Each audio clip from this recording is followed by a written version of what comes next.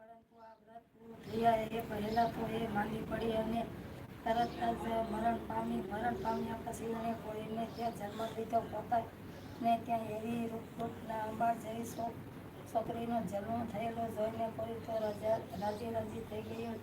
એ તો ધીમે ધીમે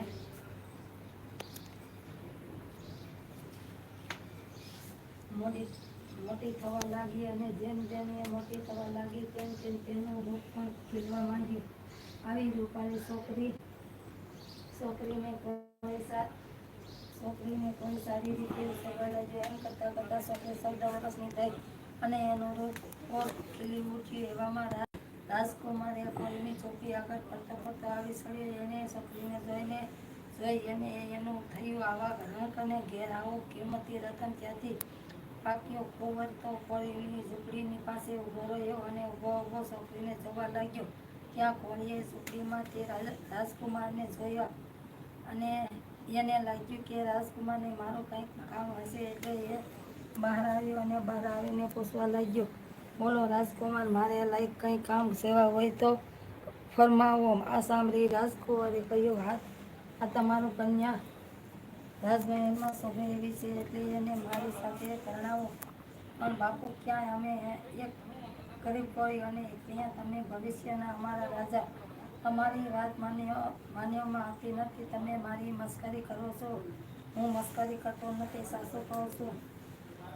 તો પછી સૂર્યનારાયણની સાક્ષીએ હું તમારા લગ્ન કરાવી આપું. ભલે.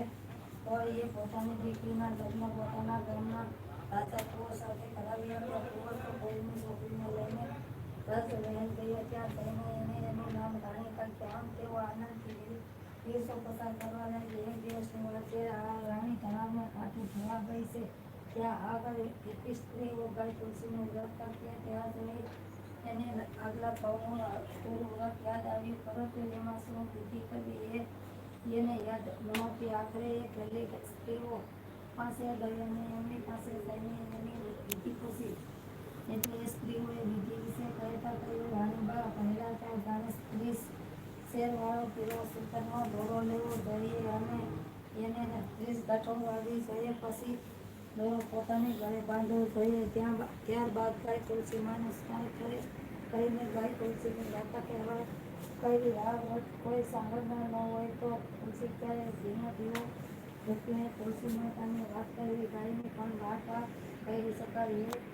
એ વહેલી વસ્તુ ખાવી નહીં અને પહેરવી ઓઢી પણ નહીં. એ રાણીએ આ વ્રત શરૂ કર્યું, પણ રાણીની સાસુને આ ન ગમ્યું.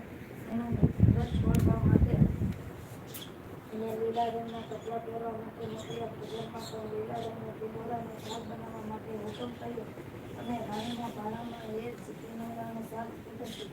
પણ રાણી તો ચતુર હતી અને વ્રત વધારે વાળું હતું. એ કંઈ એની સાસુથી ગાંજી જાય એમ નહોતી. એને તો લીલું શાક જમીનમાં દાટી દીધું અને લીલા કપડાં ઉઘાડીને એમાં મૂકી દીધા. એને તો બીજા કપડાં પહેર્યા અને સાસની સાથે રોટલો ખાઈને એ તો ઊભી થઈ ગઈ.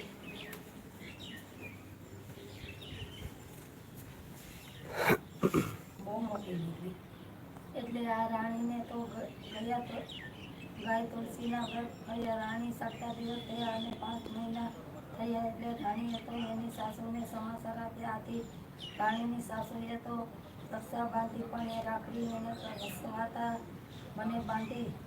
7 મહિના થયા એટલે રાણીએ એની સાસુને ખોળ ભરવાનું કહ્યું. એટલે સાસુ ભગવડી કોળીની છોકરી મારા ઘરમાં રાણી થઈને બેઠી છે, એને વળી ખોળા ભરવાના ઉમળકા શાના? અમારે ખોળ ભરવા હોય તો ભરીએ અને ન ભરવો હોય તો ન પણ ભરીએ. આ છતાં પણ સાસુએ સમાજથી લડીને અકસ્માતે મને શ્રીફળ અને ચોખા ખોળામાં નાખી ખોળો ભર્યો. 9 માસ અને 9 દિવસ થયા અને રાણીને સરસ મજાનો દીકરો ઉતર્યો. સાસુને તો આ ન ગમ્યું, પણ સાથે સાથે રાણીને 6 છોકરીઓ હતી એમને પણ ન ગમી. એમને તો રાણીનો આ રૂપાળો છોકરો જોઈને ઈર્ષા થવા લાગી અને સાસુએ એક દાસી મારફત રાજાને શું સમાચાર મોકલ્યા ખબર છે? સાસુએ સમાચારમાં મોકલ્યા કે રાણી તો સુખીઓ અવતર્યું છે. રાજા કહે, હશે જેવી મારા વાલાની મરજી. રાજા બીજું કંઈ પણ શું?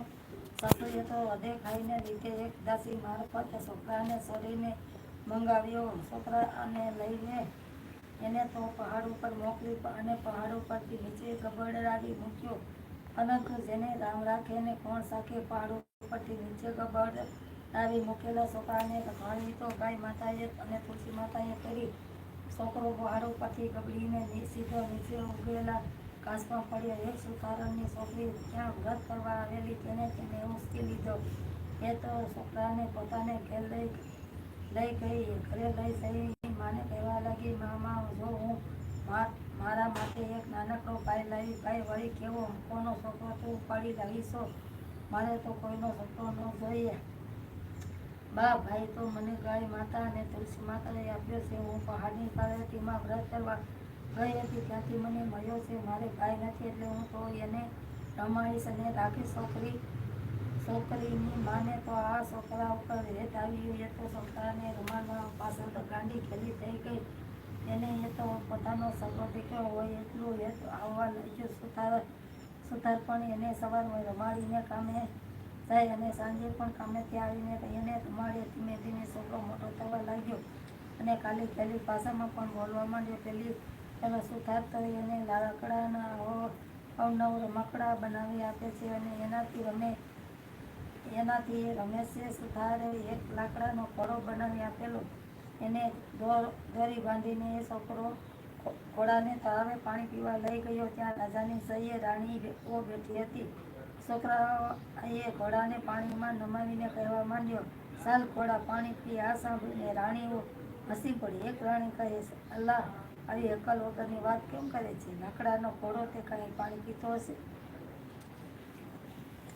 જો લાકડાનો ઘોડો પાણી પીતો ન હોય તો શું રાજાની રાણી શું થયું અવતરતી હશે? આ સાંભળી રાણીઓ તો ગુસ્સે થઈ. રાણીઓએ તો પોતાના રાજમહેલમાં જઈને રાજાને ફરિયાદ કરી કે સુથારોને છોકરો અમને મેળા આપે છે એટલે અમારે તો આ ગામમાં રહેવું નથી. આથી રાજાએ સિપાહીઓને હુકમ કર્યો કે જાઓ સુથારના છોકરાને પકડી લાવો. રાજાના સિપાહીઓ તો તરત દોડ્યા અને સુથારોના છોકરાને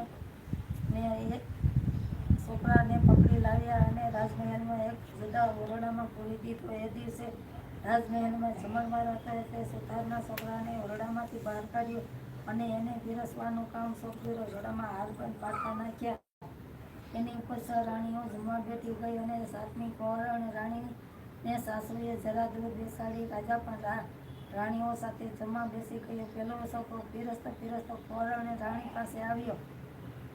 એ તો એની માં હતી એટલે દીકરાને જોઈને જ કુદરતી રીતે એને વહાલાવ્યો. એના કમખાની કસ તૂટી અને ખાવાની શેર તૂટી. એ શેર વાંકા વળીને પીરસતા પેલા છોકરાના મોઢામાં જાય પડી.